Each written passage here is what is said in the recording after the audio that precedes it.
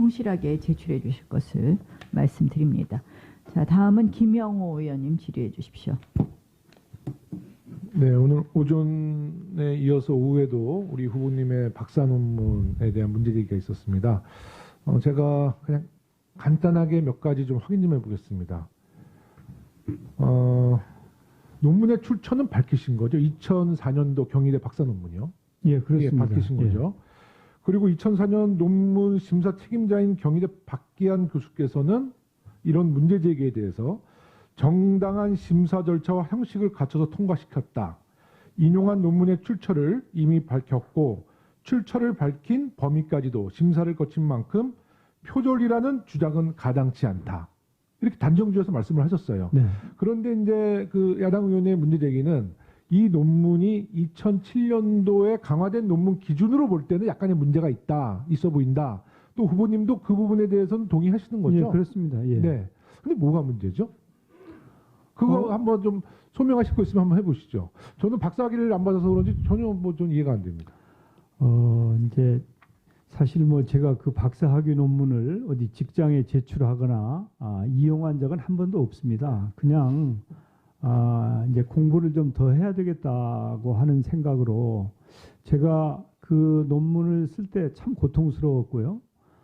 논문 제출 시험을 보는데 고3보다 더 노력을 해야 그 시험을 통과할 수 있더라고요. 그래야 가능하죠. 네. 그래서 저로서는 사실은 이제 일하면서 어렵게 논문을 썼는데 거기에 대해서 2006년도 산업자원부 장관 청문회 때는 전체 의원님들한테 다 그 논문을 배포를 했는데 그냥 별 말씀이 없으셨어요. 그런데 2012년에 제가 종로구에 새로 출마를 하니까 그 당시 반대 정당에서 문제 제기를 해서 문제가 된 것이거든요. 네. 그런데 이미 이제 제가 종로구에 출마했을 때는 그때의 기준이라고 하는 것은 2007년도 이후의 기준 아니겠습니까? 네. 그 기준으로 보면 이제 문제가 좀 있다는 겁니다. 네. 그래서 사실은 저는 솔직히 말씀드리면 학자가 아니기 때문에 어디까지가 이건 정확하게 문제가 있고 어디까지는 괜찮고 하는 명확한 개념은 없습니다. 그렇지만은 제 나름대로는 열심히 노력해서 논문을 쓴 것이기 때문에 저는 이제 이게 표절이다. 그래가지고 이 도덕성을 얘기하고 한다고 그러면 저로서는 참 이 감당하기 어려운 이제 그런 상황이죠. 그러니까 이제 2004년도 작성했을 때 기준으로 보면 표절은 아닌 거죠. 그러니까 만약에 야당 의원이 논문의 수준에 대해서 평가를 했다면 저도 뭐 그 부분에 대해서 한번 논문을 확인해보고 평가할 수 있습니다만은 표절이라는 그 잣대를 놓고 볼 때는 2004년도 작성했을 때 기준으로 보면 표절은 아니다.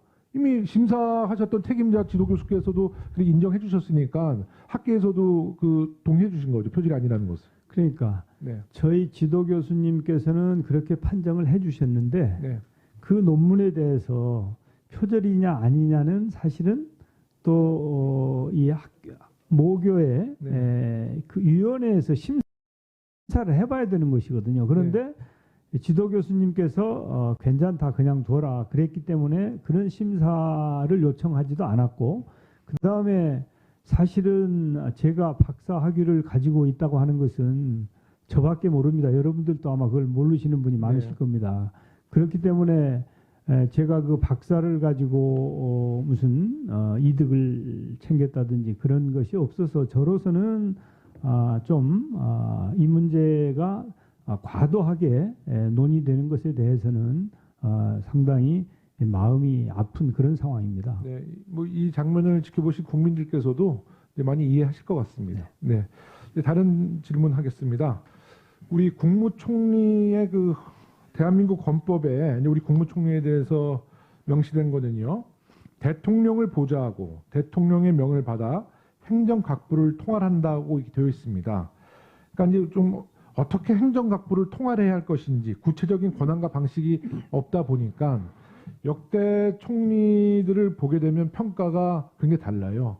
어떤 총리는 대통령과의 신뢰관계를 통해서 총리를 수행하고 또 어떤 총리는 본인만의 갖고 있는 그 전문성과 강인한 역할 의식으로 총리의 역할을 잘 수행하는 경우도 우리 후보님께서는 평소 바람직한 총리로 생각하면 이게 좀 총리의 모델이 있습니까? 아, 이 총리는 참 인상적이었다, 배우고 싶다, 뭐 계셨어요? 근데 이제 제가 당에서 네.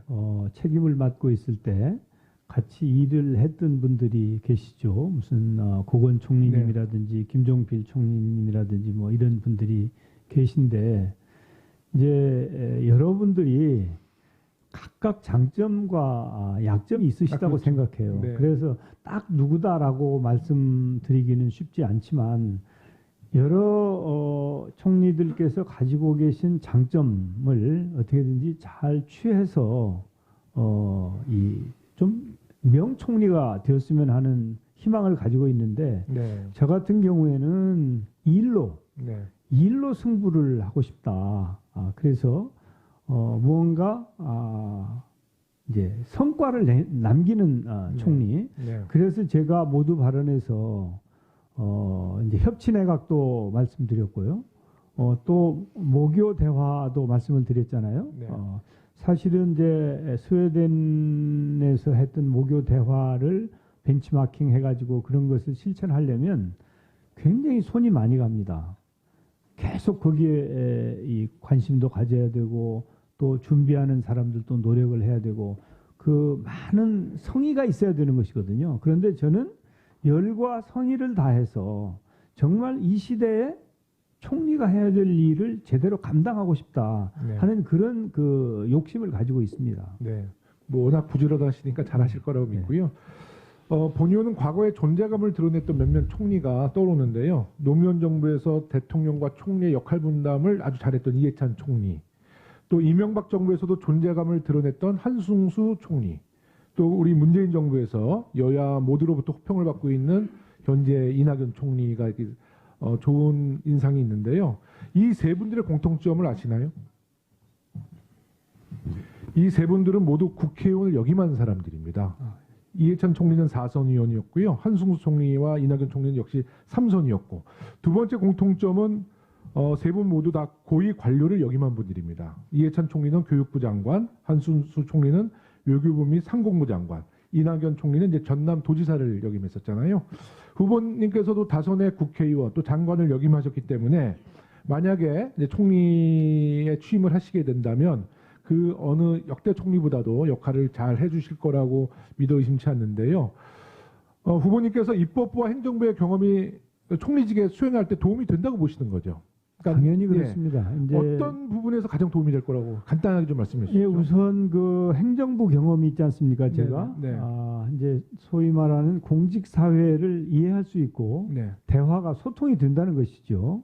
제가 장관을 해봤기 때문에 그리고 정부의 일이라는 게 국회와 협력하지 않으면 그리고 국회에서 도와주지 않으면 아무 일도 앞으로 나갈 수 없는 거 아닙니까? 네. 그렇기 때문에 국회와 소통할 수 있는 인적 네트워크를 가지고 있다든지 또 국회가 어떻게 작동하는지 그 메커니즘을 이해한다든지 이런 것들은 당연히 총리직을 수행하는데 매우 유익한 자산이다 저는 이렇게 보고 있는 것이죠. 네.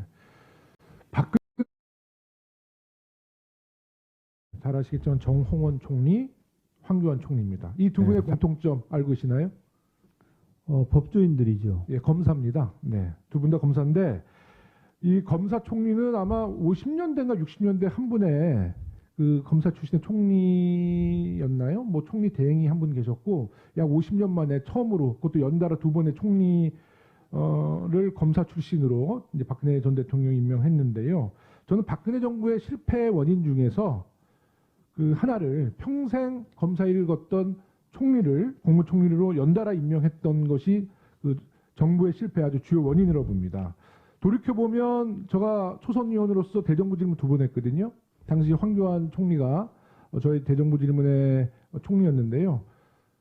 굉장히 권위적인 인상을 지울 수가 없었고요. 조금만 불편한 얘기하면 바로 얼굴에서 그 분노가 이렇게 딱 보이고 또 일관적으로 어려운 답변에 대해서는 답변을 해주지 않았습니다. 혹시 취임하시면 국회 대정부 질문에서 야당위원회 공세에 대해서 우리 후보님께서는 그처럼 일관적으로 부인하고 답변 안 하시고 화나시면 울그락불락 하실 겁니까? 저는 잘 그러지 않는 성격이죠.